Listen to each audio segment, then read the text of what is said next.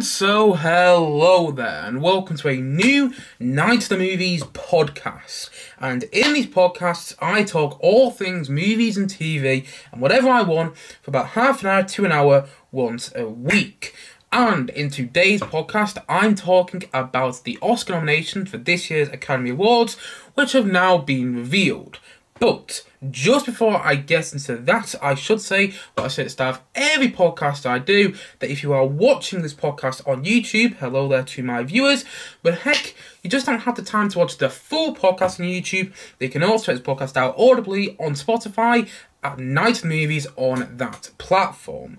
Likewise, if you are listening to Spotify, and thank you if you are, by the way, because I don't actually get that many listeners as far as I'm aware. As far as my statistics give me from Spotify, I barely get any listeners whatsoever. But if you are listening on Spotify, hello there to podcast listeners, then you can also check this podcast out visually on my YouTube channel at Night of the Movies on that platform. And wherever you are listening or watching the podcast, please feel free to like and subscribe if you enjoy the podcast, of course. I mean, if you don't, and you don't want to like and subscribe, that's absolutely fine, but you will hurt my feelings. But still, nonetheless, if you enjoy the podcast, please feel free to like and subscribe. And also, leave me some feedback so I know what to improve on in the near future on these podcasts. Like, do you want more guests in these podcasts? Do you like it when it's just me and the viewers at home? Or do you want me to talk about a topic in particular?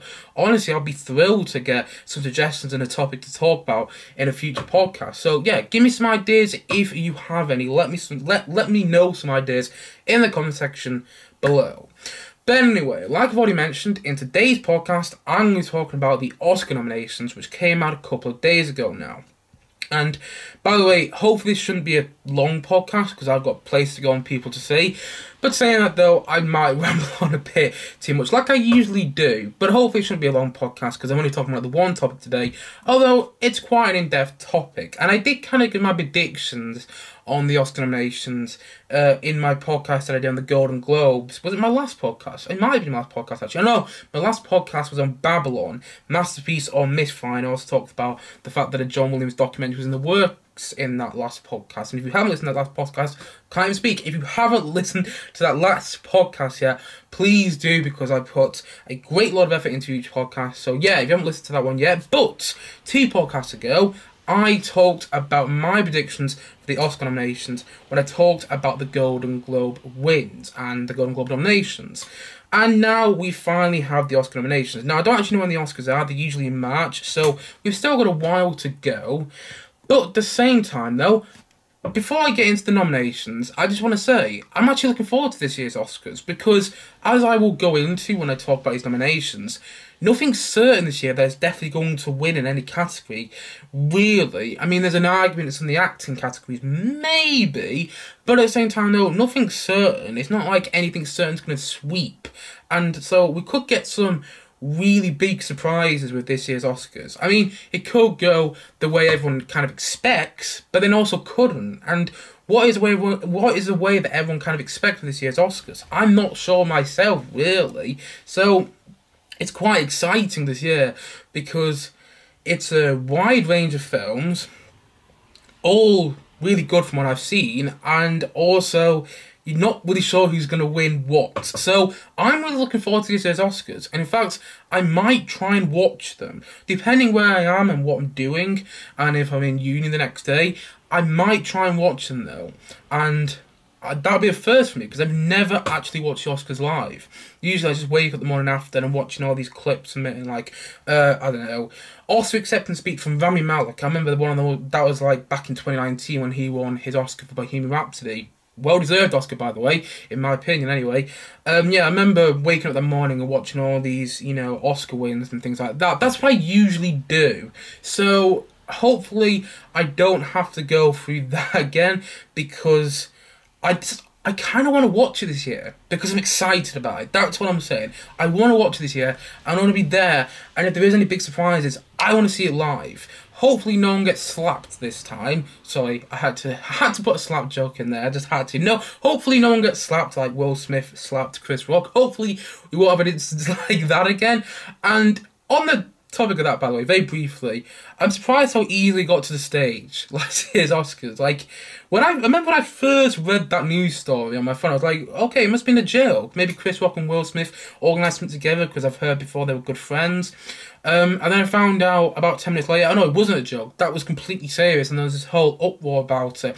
And some people overreacting who were there. Like, I couldn't believe what happened. It was like a gang attack on screen. I was like, what? No, it was just someone getting slapped. It was just a bit of a misunderstanding, and, you know, Will Smith paid the price, and I think he's going to be paying the price for the rest of his life for that.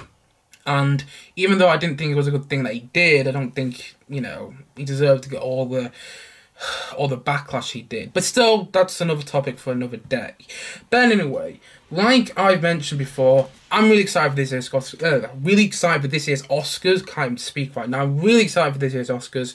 Hopefully going to get some big surprises, some nice surprises, some pleasant surprises. And yeah, let's get into the nominations though. So, this is the nominations list. And by the way, I'm reading this off Sky News. So, if any of the nominations are wrong here, then blame Sky. Anyway, let's look at the nominations for writing for original screenplay. So, The Banshees of Inisherin is nominated for Mark McDonagh for The Banshees of Inisherin. The Daniels for Everything Everywhere All at Once. Steven Spielberg and Tony Kushner for The Fabelmans. Haven't seen The Fabelmans yet, so I can't comment on that. I'm seeing it, depending on when these podcasts are coming out, either today or tomorrow. That's when I'm seeing The Fabelmans. It comes out this Friday in the UK. It comes out on the 28th, and is it 27th actually? Yeah, the 27th it comes out. Yeah, 27th of January, and I'm really, really excited to see it, because Spielberg is probably my favourite director of all time. At least he's up there, you know, against Edgar Wright and also Paul Thomas Anderson. They're my favourite directors. So I really, really love his style. Apparently it's quite a personal film. I've heard a lot of people love it, and it's got a great cast in there as well. I just really want to see this film now. I haven't seen it yet, but I'm dying to see it, and I'm hearing some amazing things about it. And I'll be giving my review of that sometime over the next couple of days. But also nominated in the Best Original Screenplay category is Todd Field for Tar. I did my review of Tar, depending on when the podcast has come out, a couple of days ago, or a day ago now. And I did not like that film whatsoever. I didn't even think that it was that well written, to be honest. But there you go. It's just proof that I'm wrong. Also nominated here is Triangle of Sadness by Ruby Ostlund. I might pronounce that person's name wrong, and apologies if I am. I haven't seen Triangle of Sadness. I didn't get a chance to see it when it came out, because I think it came out when there was the other big news coming out at the time, and I was writing a lot of uni work and stuff like that. I know it's on Amazon Prime. I might pay to watch it, because it's got a lot of Oscar nominations now. So I might be sort of reviewing Triangle of Sadness in the near future of this channel in a podcast at some point, so look out for that. I haven't seen Triangle of Sadness though, so I can't comment on Fabelmans and Triangle of Sadness whenever those films come up. But, like I said before, Banshees of Inisherin has been nominated, Everything Everywhere at Once has been, The Fabelmans has, Tar has, and Triangle of Sadness has for the Best Original Screenplay. And honestly, I think it's going to Banshees of Inisherin. I think a dark horse in the Best Original Screenplay category, something which probably won't win but has got a chance, is Everything Everywhere All at Once. I don't think it's likely. But at the same time though, even so I didn't love that film, imagine writing it. Like, that would have been a very difficult film to write. You're changing genre from scene to scene. You're writing the same characters, but you write them differently as well. Like, Kay Kwan plays about 5 different versions of himself in that film. So does Michelle Yeoh. So that would be a very difficult film to write. So I wouldn't be surprised if Everything Everywhere All at Once gets it. I also wouldn't be terribly surprised if Todd Field gets it for Tar, although I don't think he deserves it. I also wouldn't be surprised if Steven Spielberg and Tony Kushner get it for The Fabelmans. Because again, I've heard it's a very emotional film. I haven't seen it myself, but I've heard it's great. But I think the most likely one would be Mark McDonagh for The Banshees of Inisherin, because he's won Oscars for writing in the past, as far as I'm aware. I think he won an Oscar for 3 Billboards. Much deserved, by the way. That's an amazing film. So, yeah, I think he will win it, and it is a very well-written film, The Banshees of Inisherin. Very emotional as well, and really clever, and really nuanced. And, yeah, apparently he was working on that film for about 10 years. He could never get it funded, and apparently, this is only what I've read off the internet, so it might not be 100% accurate, but Brendan Gleeson and Colin Farrell, the 2 main stars of that film, signed on to do The Banshees of Inisherin about 10 or 11 or even 12 years before it came out, and they stayed in the project for that long because they had faith in Martin McDonagh. And it's not like Martin McDonagh was doing, you know, it wasn't like he wasn't working for the 10 years. He did make other movies like In Bruges, which Brendan Gleeson and Martin McDonagh were also in. Pardon me there. He also made Seven Psychopaths. I wasn't the biggest fan of that, but, you know, it's kind of fun to watch. Also, he made 3 Billboards as well. So, Martin McDonagh, you know, he's been up to stuff for the past 10 years, but it sounds like The Banshees of Inisherin is a bit of a passion project for him. Kind of like Spielberg with The Fabelmans. So, I'm glad it's getting some love, and hopefully he wins the Oscar, because I think it's much deserved. Yes, I haven't seen The Fabelmans yet. Yes, I haven't seen Triangle of Sadness. That's the last time I mentioned that, probably. But at the same time, though, I think that one's going to win, and I think that's what a lot of people are saying as well. And so let's go on to Best Writing Adapted Screenplay. And the nominations here are All Quiet on the Western Front. Haven't seen this one yet. I am looking forward to seeing it. I'm going to watch it on Netflix over the next couple of days. Also nominated in the Best Adapted Screenplay is Glass Onion, A Knives Out Mystery. Really like that. Also Living, which I hear is very good. Didn't get a chance to see it, sadly. Top Gun Maverick, I'll go on to that in a sec. And Women Talking, which I hear is very good. I don't think it's come out in this country. I don't think it's come out in the UK. Looking forward to seeing it quite a lot, actually, because I've heard some very good things about it. But things about Top Gun Maverick, right, it's not a well-written film. I didn't talk about this in my review of Top Gun Maverick, but the thing is about Top Gun Maverick, right, is they just made a film out of the trench run from Star Wars Episode 4 New Hope. And then also, there's lots of references to Dam Busters in there as well. It's not an original film. It's not. We've seen in Top Gun Maverick. We've seen it in other films before.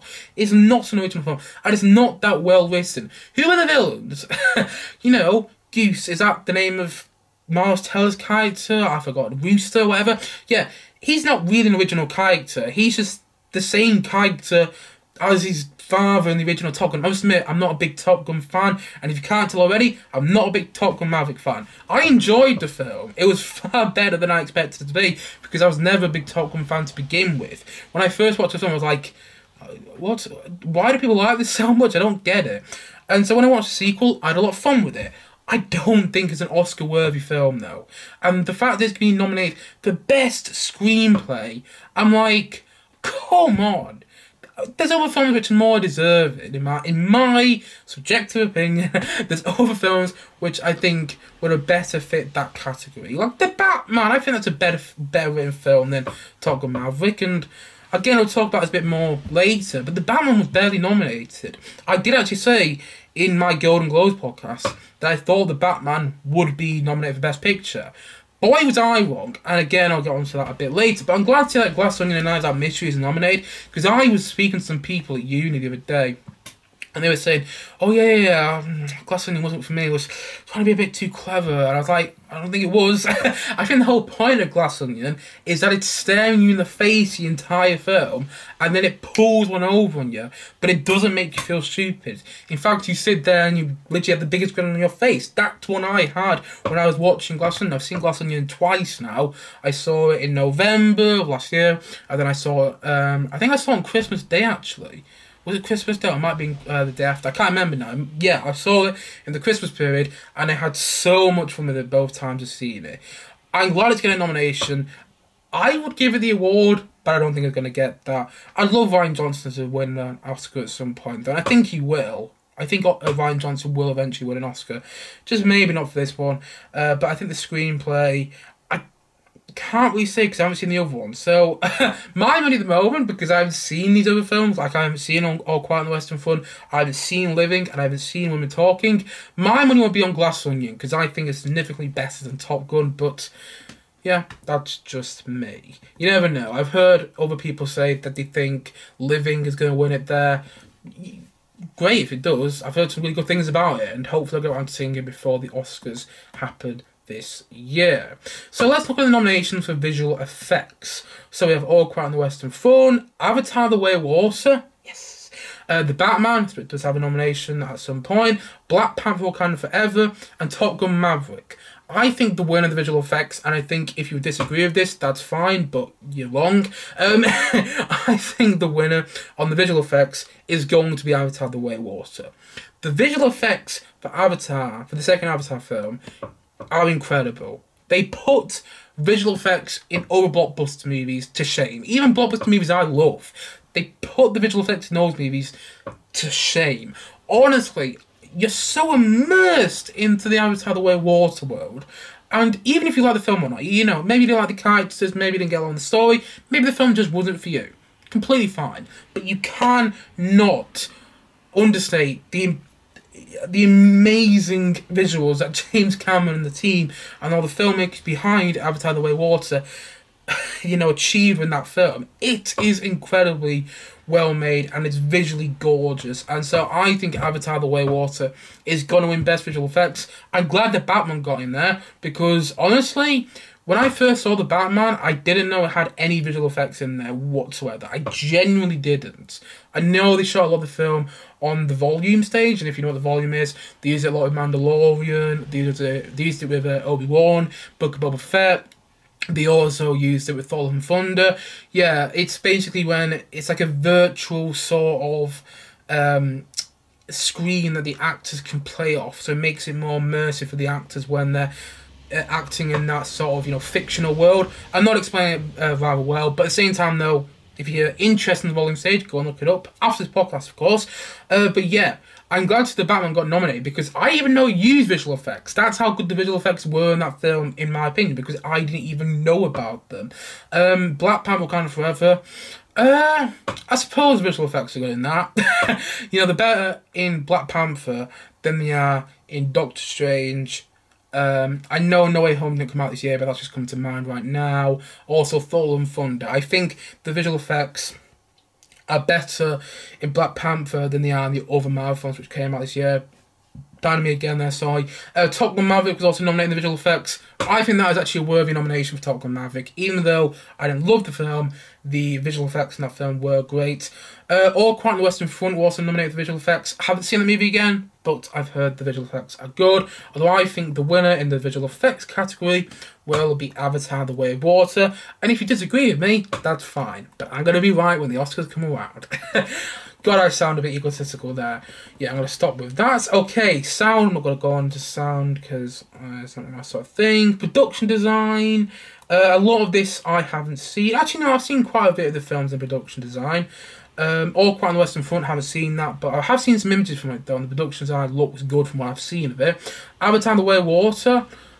How is that in production design? Because if you see the behind the scenes on Avatar: The Way of Water, it's not... I suppose, I mean, it's a bit weird, that one. I suppose, yeah, it's production design.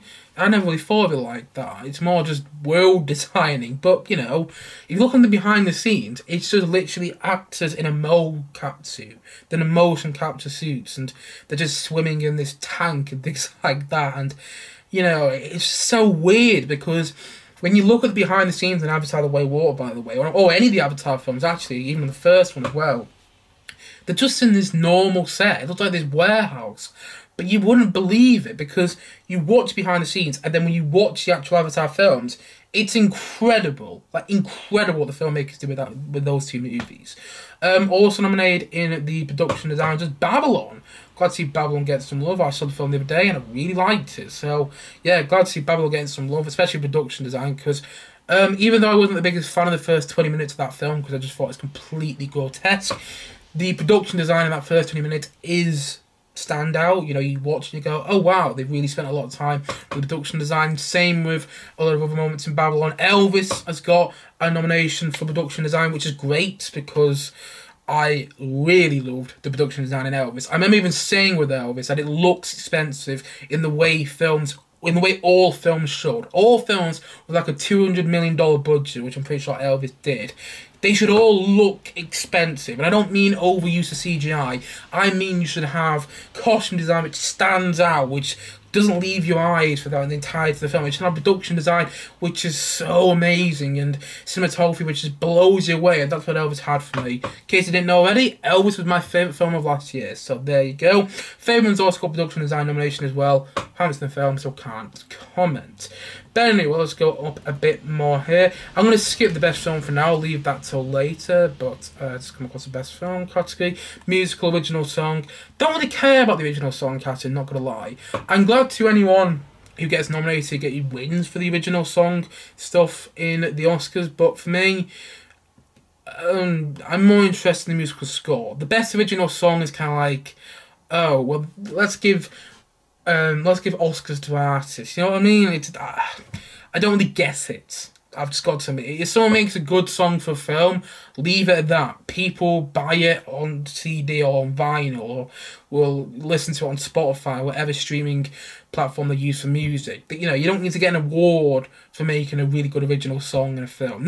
That's the way I see it. You know, there's going to be plenty of people disagree with me there, but I'm not really bothered about the best original song category whatsoever. So I'm going to skip that. But music original score, All Quiet on the Western Front, can't see it, can't comment. But Babylon has been nominated. Justin Hurwitz of Babylon. Carter Burrow score for The Banshees of Inisherin. Song Luke's, might pronounce that person's name, I'm going to apologise if I am. His score for Everything Everywhere All at Once. And John Williams' score for The Fabelmans. Now, I think the winner on the scores is going to be Justin Hurwitz of Babylon. And deservedly so. It's a magnificent score. I kind of like the score a bit better than the film. But yeah, I've listened to the score quite a lot over the past week or so. Carter Burrow score for The Banshees of Inisherin as well is also fantastic. The score for Everything Everywhere All at Once is great, but I think the winner's going to be Babylon. Although I would give it to John Williams for The Fabelmans. I haven't even seen The Fabelmans yet. I haven't seen it. But I've heard the score.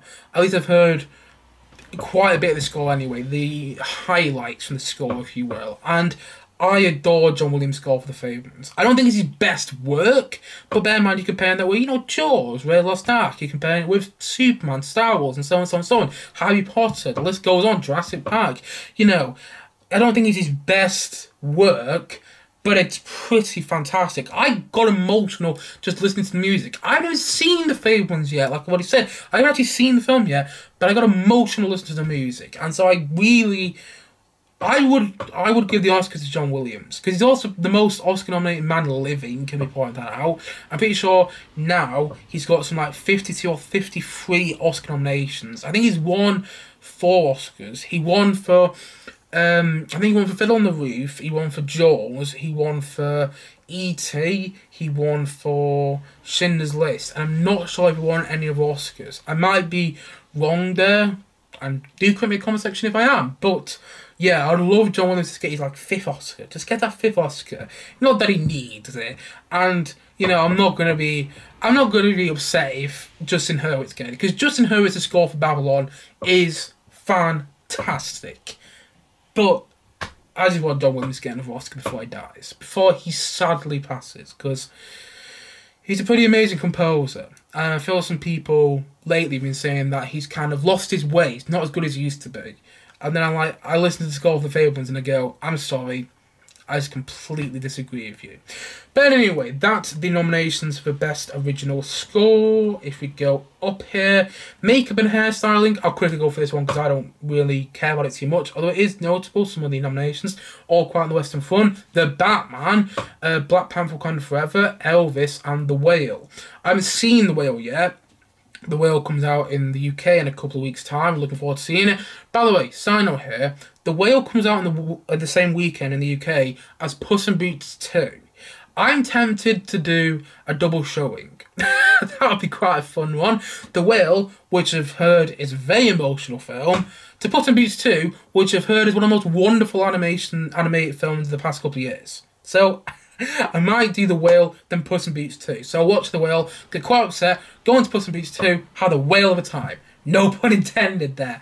But anyway, yeah, that's going to be a funny weekend. But I've seen some of the prosthetics that were used on Brendan Fraser's character in The Whale, and that looks incredible. So I wouldn't be surprised if The Whale wins for makeup and hairstyling. Glad to see Batman though, because although you guys can't see it, because I'm looking on my laptop right now, there's actually an image of Colin Farrell as a penguin from The Batman. And say all about The Batman, love it, hate it, despise it, want to marry it, whatever. You know, the costume design of The Batman, especially with Colin Farrell's penguin, is incredible. It's incredible. And so I also won't be too bothered if it wins, if The Batman wins there. Also, Black Panther Wakanda Forever has been nominated for costume and hairstyling. Again, you know, Black Panther Wakanda Forever is not a film which I particularly admire in any sort of way. But at the same time, no, I don't mind the film. By the way, I got an itchy back if you wonder what I'm doing here. Yeah. What's that going to mean to the podcast listeners? Sorry, my head is all over the place today. If you can tell already, yeah, it's one of those days. But anyway, back onto this. Even so, I'm not somebody who's particularly enamoured with Black Panther Wakanda Forever. I think the film is okay. The costume design is standout, like you'd expect from a Black Panther film. It was the same with the first Black Panther, and I'm pretty sure the Oscar went to the first Black Panther for this, for the costume and hairstyling, so, no surprise there. And so if it wins the Oscar for Best Costume and Hairstyling, good for them. Also, Elvis has been nominated for Best Costume and Hairstyling. I might be wrong here, and apologies if I am, and do correct me if I am wrong, but I think that the person who did quite a lot of the costume design for Elvis is actually Baz Luhrmann's wife. So I'd love that to kind of happen, for her to win, Baz Luhrmann to win Best Director, Elvis to win Best Picture. That's not going to happen. But still, nonetheless, though, just a little fun fact about Elvis there. But Elvis has some great costume design, so I'm really happy about it being nominated, and I wouldn't mind if it wins, although I think the winner will probably be Black Panther Wakanda Forever, but it's great to see that those other films got nominated. Best International Film, the nominations are All Quiet on the Western Front, Argentina, 1985, Cloaks, EO, pardon me there, and The Quiet Girl. And the winner is going to be All Quiet on the Western Front, and the reason why is because it's been nominated in the Best Picture category. So that's how you know it's already going to win Best International Film. And from what I've heard, deservedly so. Haven't seen the film yet, although I'm going to check it out over the next week or so. Okay, Best Film Editing. The nominations are The Banshees of Inisherin, Elvis, Everything Everywhere All at Once, Tar, and Top Gun Maverick. Hey, a category in the Oscar nominations that I've seen all the films from. I would give it to Elvis, because that film the editing of that film is out of this world. It's a Baz Luhrmann film, what do you expect? Baz Luhrmann got a bit crazy with the edits. Like, if you watch Moulin Rouge, or if you watch, what's the other film I've seen of his? Oh, I'm trying to think off the top of my head right now. But yeah, if you watch Baz Luhrmann films, he just goes crazy with the editing in them. So I would give it to Elvis, because God knows what the editors for that film had to go through. They're probably like up all night, just editing that film left, right, and centre. Tar, didn't think it was particularly brilliantly edited, but maybe that's just me. Everything Everywhere All at Once, that is a well-edited film. Banshees of Inisherin, well-edited. Top Gun Maverick is well-edited. I will say that. Sometimes, again, a bit Baz Luhrmann-esque, because it's editing so much when, Kite's in the cockpit in that film, and I actually found it a bit headache-inducing, the editing, because I was watching it going, oh, then another cockpit, okay, change shot again, change shot. Okay, the editing is a bit, it's just a bit incoherent at times, in my opinion, but I can see Top Gun Maverick taking the Oscar there, although I would probably give it to Elvis. It'd be interesting to see who wins the best editing, at least it would be interesting in my opinion. Going up here, the best directing. So we have The Banshees of Inisherin, Martin McDonagh for The Banshees of Inisherin. We've got the Daniels for Everything Everywhere All at Once, Steven Spielberg for The Fablemans, Todd Field for Tar, and Ruben Östlund, again, might be pronouncing that person's name wrong, for Triangle of Sadness. Haven't seen Triangle of Sadness, so I can't comment. I have seen most of the others. I haven't seen The Fablemans, although from the sound of it, I think Steven Spielberg's going to win this one. I think this is going to be Spielberg's next Best Directing Oscar win. I think the last time that happened, by the way, apologies if you heard trapped out there just then, I think the last time Spielberg won an Oscar for Best Directing was with Saving Private Ryan, which is a very well directed film. So it'd be great to see Steven Spielberg get another Oscar win for Best Directing, because I think it's a bit overdue, to be honest. I think he's made some cracking films over the past couple of years, particularly West Side Story, his remake of West Side Story, which came out last year, which is so beautifully directed. And from what I've heard, The Fablemans are very good, very well directed, and so I can see Steven Spielberg winning. It will probably be him, although don't discount Martin McDonagh. The thing is about The Banshees of Inisherin, right, is it could sweep. It could and again, I'll talk about this a bit more as we go through some of the later categories. It could go, Brendan Gleeson could get it for Best Supporting Actor. Colin Farrell could get an Oscar for Best Actor for that film. And then Martin McDonagh could get Best Screenplay. And then he could get Best Director. And before you know it, Banshees of Inisherin wins Best Film at the Oscars. It could sweep. So, even though I think it's most likely going to be Steven Spielberg, can't pronounce his name, Steven Spielberg for Best Directing, it could be Martin McDonagh. And I wouldn't be annoyed if it was. That's a brilliant director film. It could also be the Daniels for Everything Everywhere All at Once. That's not a film, again, which I love, but it is really well directed. You're changing genre from minute to minute. And also, there's one scene in that film where, there's two stones, and this is not a joke here, if you haven't seen the film, I'm not making this up. There's two stones that have a conversation with one another. And it's so emotional, though. They made that scene so emotional. Just two stones having a telepathic conversation with one another. They made that scene emotional. So, there you go there. I wouldn't be surprised if the Daniels win for Everything Everywhere All at Once, if Martin McDonagh wins for The Banshees of Inisherin, or if Steven Spielberg wins for The Fabelmans. But anyway, let's look above here. Let's see what else there is. Best Costume Design. I kind of already spoke about that with the best hair, makeup and stuff like that. And it's many of the same nominations. The only difference here in his best costume design is Mrs. Harris Goes to Paris is nominated. I was in the film, so I can't comment. Didn't really like my sort of film, not going to lie, so I didn't bother to see it. But Babylon is also nominated. I don't think Babylon was nominated for best makeup and hair styling, so that's kind of cool, because I do think Babylon had some great costumes in there. But also, it's the same nominations before. Black Panther, Wakanda Forever, Elvis, and Everything Everywhere All at Once. Everything Everywhere All at Once wasn't nominated for best makeup. The Batman was instead. And I can see why. Everything Everywhere All at Once has some amazing costume design. I think it's going to go to Elvis. I would give it to Elvis, although it could go to Black Panther. It could also go to Babylon, and it could also go to Everything Everywhere All at Once. It could go to Mrs. Harris Goes to Paris. Best costume design is not a category I'm particularly enthralled by, but at the same time, though, I would be interested to see who wins that, because just with the nominations I've read out there, just with the films I've seen out those nominations, they all have some really good costume design. Now that I think about it more, they do. They have some really good costume design, but I would probably give it to Elvis, but you never know. Okay, look up here. Best Cinematography, and the nominations are All Quiet on the Western Front, Bardo, False Chronicle of Handful of Truths, haven't seen that film, Elvis, Empire of Light, and Tar. I'd probably give the cinematography to, I'd probably give it to Empire of Light. Although, I think it's going to go to either Elvis or Quiet on the Western Front from what I've heard. Apparently that's great cinematography in there. And Tar. I think they're the runners-up.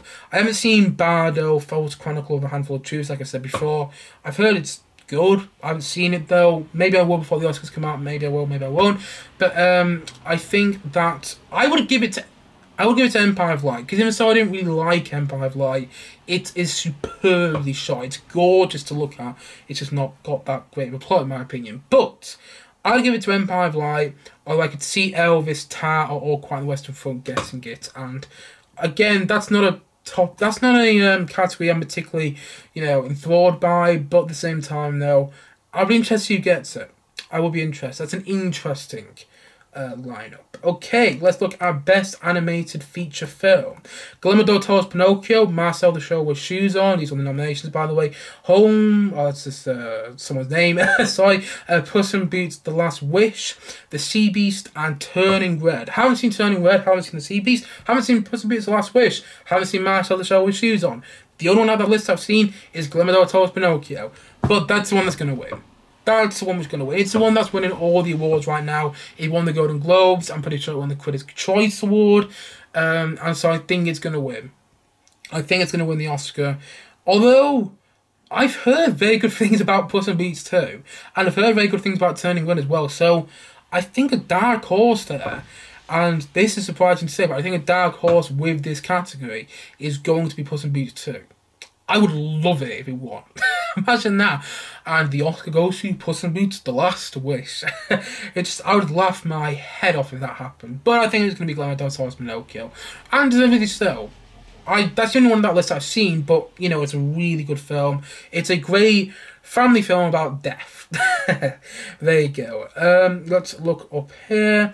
Actress in a supporting role. So let's look at the nominations. Angela Bassett for Black Panther: Wakanda Forever. Hong Chu for The Whale. Sorry, is it Hong Chow? I mispronounced the name there. Kerry Condon for The Banshees of Inisherin. Jamie Lee Curtis for Everything Everywhere All at Once. And Stephanie Hsu, I might pronounce her name, and apologies if I am, for Everything Everywhere All at Once as well. I would have loved this one if it went to Jamie Lee Curtis, because if you watch Everything Everywhere All at Once, her character in that film, it's quite funny. It's quite funny as well that Jamie Lee Curtis, over time of being an actress, being a magnificent actress, has done all these quite serious roles, and she's been in all the Halloween movies and things like that. And the film which she gets nominated for an Oscar is Everything Everywhere All at Once. And apparently she's actually got a chance for it as well. I think she's a dark horse in this category. If Jamie Lee Curtis wins the Oscar for Best Supporting Actress, I'm going to stand up and cheer.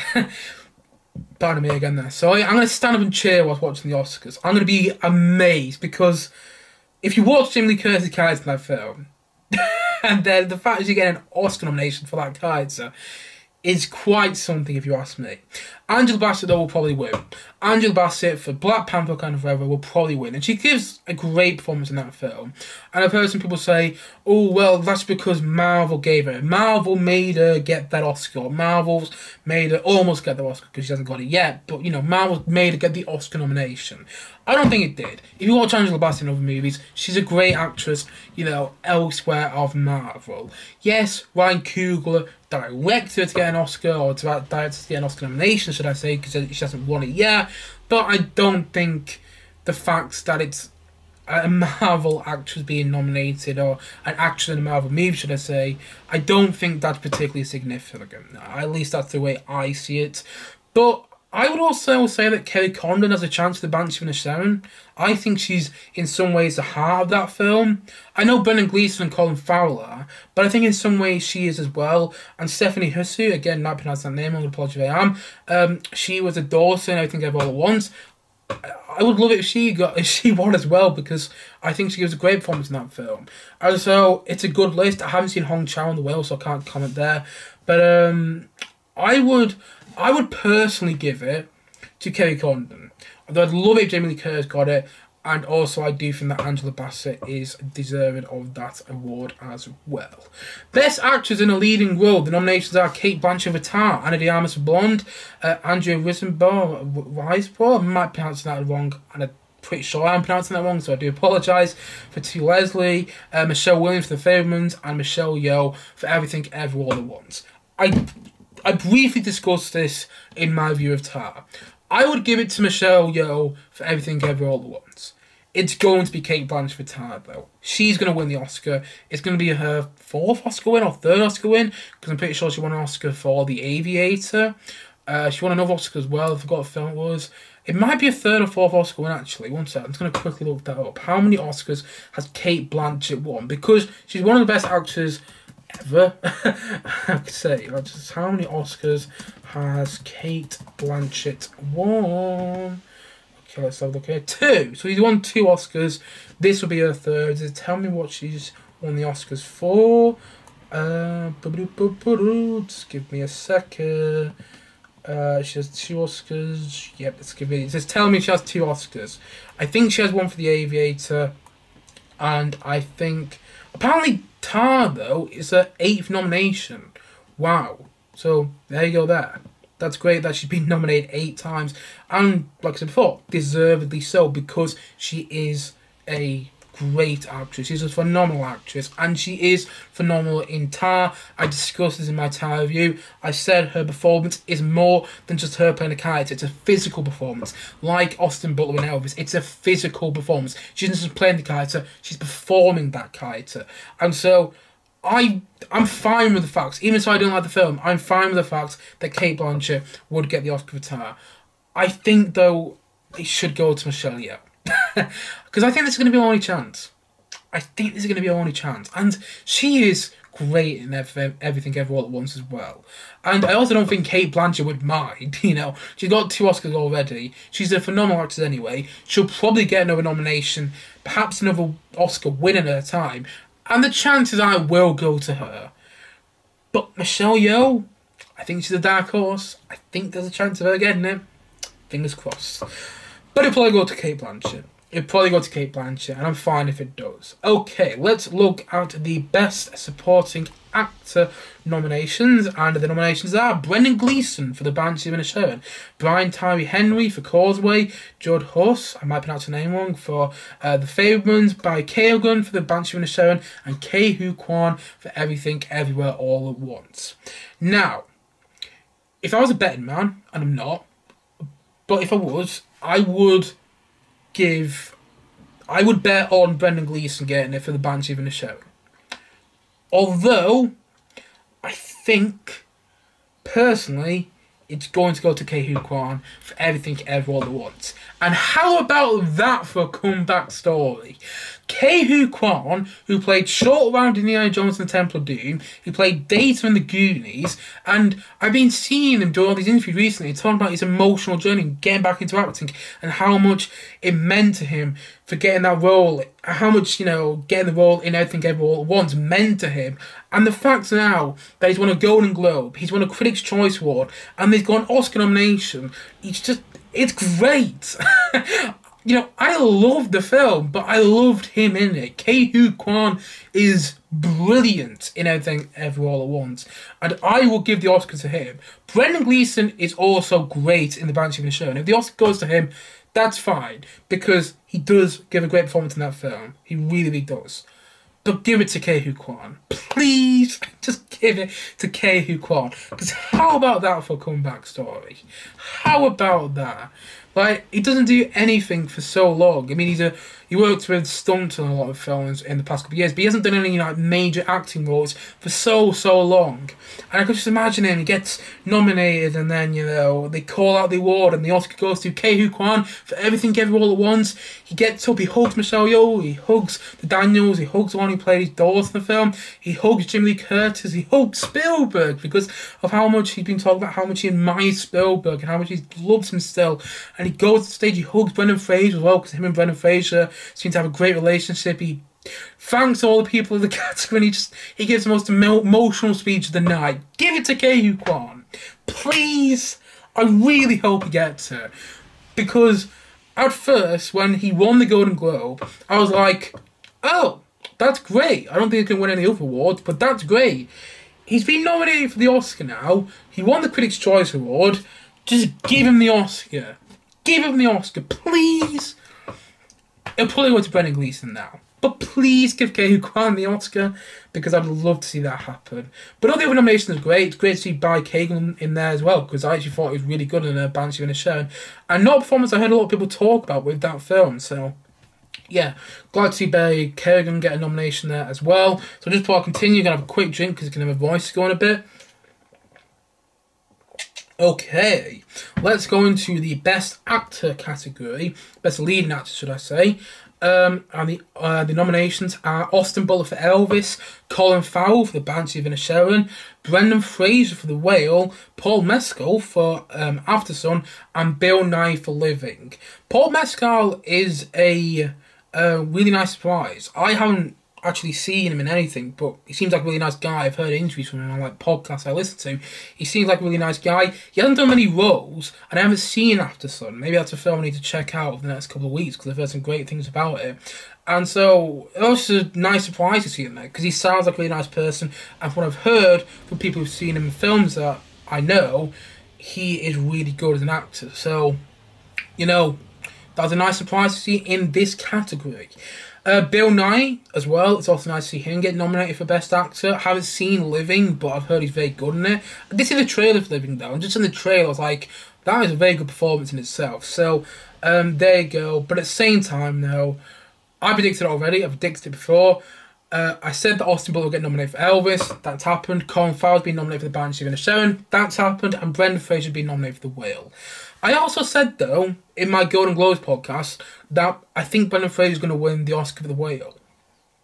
I don't think that's likely now. I would love it. I would love it if Brendan Fraser and Ke Huy Quan got the Oscars. Pardon me again there, sorry, I had some food before I did this podcast, so must still be digesting it, but still, nonetheless, yeah, I'd love it if Ke Huy Quan got the Oscar for Best Supporting Actor and Brendan Fraser got the Oscar for Best Leading Actor. I would love that, because how about a comeback story? Ke Huy Quan, how about that? And then Brendan Fraser, who I just loved growing up in The Mummy so much, in all 3 of the Mummy movies I was in. And he comes back now. He hasn't really done many huge roles in the past couple of years, but he comes back now and he wins an Oscar. How about that for a comeback story? Again, I think it's unlikely. I actually think the Oscar's going to go to Colin Farrell. But Brendan Fraser, I do think has a chance, and I hope he wins. I love Austin Butler and Elvis. Elvis is my favourite film last year, and I thought he was phenomenal in it. And like I said before, it's a physical performance. He's not just playing Elvis, he's performing Elvis. And he does it amazingly. I felt like I was watching Elvis throughout the whole 2 hours and a half of that film. But Austin Butler is young. And he's got many, many years ahead of him. And I don't think that we've seen the last amazing performance from Austin Butler. Bear in mind, he's meant to be in Dune Part 2 later this year. And I reckon he's going to be amazing in that film as well. And also, Colin Farrell, as great as he is in Banshee of Inisherin, I actually wouldn't give it to him if it was my choice. He's amazing in that film. He really is. And it's Colin Farrell's year, whether it's with this, The Batman, and 13 Lives. It's his year. Well, last year was his year, actually, because we're in 2023 now. But at the same time, though, Colin Farrell, amazing actor. But I also don't think we've seen the last amazing Colin Farrell performance. I think Colin Farrell's still got a good chance to get an Oscar. I think, from what I've heard, I haven't seen The Whale yet, but from what I've heard, though, I think this is going to be Brendan Fraser's defining performance. I think if he doesn't win the Oscar for this, he's not going to win the Oscar. That might be me being naive, because I haven't seen the film yet. That's me kind of, talking about something I really shouldn't be talking about. But at the same time, though, I shouldn't be treading in that area. I haven't seen the film. Maybe I won't think Brendan Fraser's that good at it. But at the same time, though, I think this is his only chance, and I just really want Brendan Fraser to get it for The Whale. I think it's most likely going to go to Colin Farrell, although it could go to Austin Butler as well. I think it's a 3-way race, and I personally think it's going to go to Brendan Fraser. No, I don't think that, actually. I want it to go to Brendan Fraser, but I think it's going to go to Colin Farrell. There you go. Although it could go to Austin Butler as well. I think they're all worthy choices. And that was the best leading actor category. So just before I end this podcast, let's go to the best film wherever it is. This is it. The best film nominations for this year, the best picture nominations, should I say, are All Quiet on the Western Front, Avatar: The Way of Water, The Banshees of Inisherin, Elvis, Everything Ever All at Once, The Fabelmans, Tar, Top Gun Maverick, and Triangle of Sadness. Now, I haven't seen All Quiet on the Western Front, I haven't seen Triangle of Sadness, I haven't seen The Fabelmans, and so I'm not going to comment on them. Although, if Spielberg wins Best Director at the Oscars, I think the Best Picture is going to go to The Fabelmans. But I haven't seen that film, so that's the last I'll say about that. Avatar: The Way of Water has been nominated for Best Picture. Yes! I really wanted to. I really wanted Avatar: The Way of Water to be nominated. I said that in my Golden Globes podcast that I did about 2 weeks ago now. And it's been nominated for Best Picture, which is great because I love that film so much. It got better each time I saw it. The third time I saw it, it just flew by. It's 3 hours and 12 minutes, and it flew by the last time I saw it. And also, it's great to see The Banshees of Inisherin get nominated, as expected, but it deserves that. I think it's an amazing film. Elvis getting nominated as well, my favourite from last year. Great to see that. Everything Ever All at Once, great to see that get nominated. Tar, not my film, but, great to see that get nominated as well because it says that other people liked it. I just thought it was shit. But anyway, also, Top Gun Maverick was nominated in there as well. Why the fuck is Top Gun Maverick nominated for Best Picture? Why the fuck? It's It's an enjoyable film. It's entertaining. It's not Best Picture worthy, though. It's not. I know why it's been nominated in there. It's in the place I thought the Batman was going to get nominated. It's a popular film. And so what they're doing is they're going, let's nominate Top Gun Maverick so we can get more people watching the Oscars this year. I mean, they kind of did that with Avatar as well, because Avatar, you know, making buckets of money still. So they've nominated these two films. I don't think Avatar the Way of Water's going to win, even so I love it. Imagine if it did win, by the way, that'd be amazing, but still, I don't think it's going to win. And also, I don't think Top Gun Maverick's going to win. I just think they've nominated it because it's a popular film. And if it does win, by the way, that's fine. I just don't get it. I found the film really entertaining. That's fine. It's a Top Gun film. Why does it need to be nominated in the same place as The Banshee of Inisherin, Elvis, Everything Everywhere All at Once? Those films are more deserved to be in that category, in my opinion. I actually think that Everything Everywhere All at Once has a good chance of winning. I think Everywhere All at Once has a good chance of sweeping, getting Best Director, getting Best Actress for Michelle Yeoh, Best Supporting Actor for Kiyu Kwan, getting Best Editing, and then getting Best Picture, winning all the big awards. I think Everywhere All at Once has got a big chance of sweeping, and that's great, because I would much rather Everything Everywhere All at Once get Best Picture than Top Gun Maverick. The film is fun. Nothing more, nothing less, at least for me. So, I'm not too happy, in case you didn't know already, that Top Gun Maverick has been nominated for Best Picture. But, you know, it's a popular film. I just don't get it. If that wins, I don't know, that'll be a moment in itself. It'll be up there with like the surprise wins of Lord of the Rings, Return of the King and Titanic. Films people didn't expect to win Oscars, but then ended up sweeping them. And I don't think Top Gun Maverick's going to sweep, by the way, because Joseph Kosinski hasn't been nominated for Best Director. Tom Cruise hasn't been nominated for Best Actor. Neither has Miles Teller been nominated for Best Supporting Actor for that film. And yes, it's been nominated for Best Screenplay, or Best Adapted Screenplay, to say. It's a sequel, but it hasn't been nominated for Best Cinematography. So I don't think it's going to sweep. And I also don't think it's going to win. And if it does, that's fine, because I know a lot of people love it, but it's not the one I'll go with. Personally, for the Best Picture one, out of the films I've seen, and I might change my mind in a couple of days after I've seen The Fabelmans, but personally, I would give it to The Banshees of Inisherin. That's my pick at the moment, The Banshees of Inisherin. Because The Banshees of Inisherin could sweep. Bear in mind, it's a film which I think a lot of some of the older Academy members who voted for the nomination for this movie at the Academy Awards, it's a film which I think would speak to a lot of older Academy members. And I don't know if Everything Everywhere All at Once will, because even Guillermo del Toro came out recently and said, I love the fact that loads of people are loving Everything Everywhere All at Once.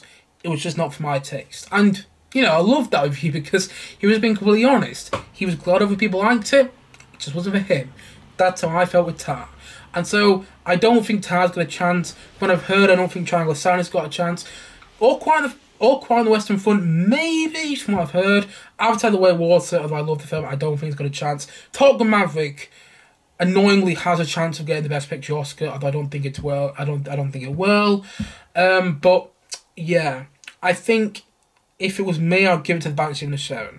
I love the fact that Elvis is being nominated for Best Picture though, and so I'm really happy about that. I don't think Elvis will win, but I'm really happy about it. But I think it's between The Banshee of Inisherin and Everything Everywhere All at Once, and I would bet on The Banshee of Inisherin. That's what I would say. And those are the Oscar nominations for 2023. Let's see how long I've been rambling on. Man Alive. Oh, flipping heck. Oh, for God's sakes. Sorry. I thought this podcast was only about half an hour long. It's gone on for about 50 minutes. So I'm going to have to round this off now because, yeah, I've got a place to go. Thank you as always for watching, and thank you as always for listening if you have been listening on Spotify. I hope you enjoyed this podcast. If you didn't, please let me know why in the comment section below. And thank you as always for being here. And look forward to many more, both film and TVs and podcasts coming very soon on this channel. And yeah, if you haven't yet, please feel free to like and subscribe if you enjoyed the podcast. And I suppose that's it. So, see you guys again soon. And I should also say as well, let me know your thoughts on the Oscar nominations. There you go. God, Such a rubbish end to the podcast. Okay, see you guys again soon, but bye for now. Bye.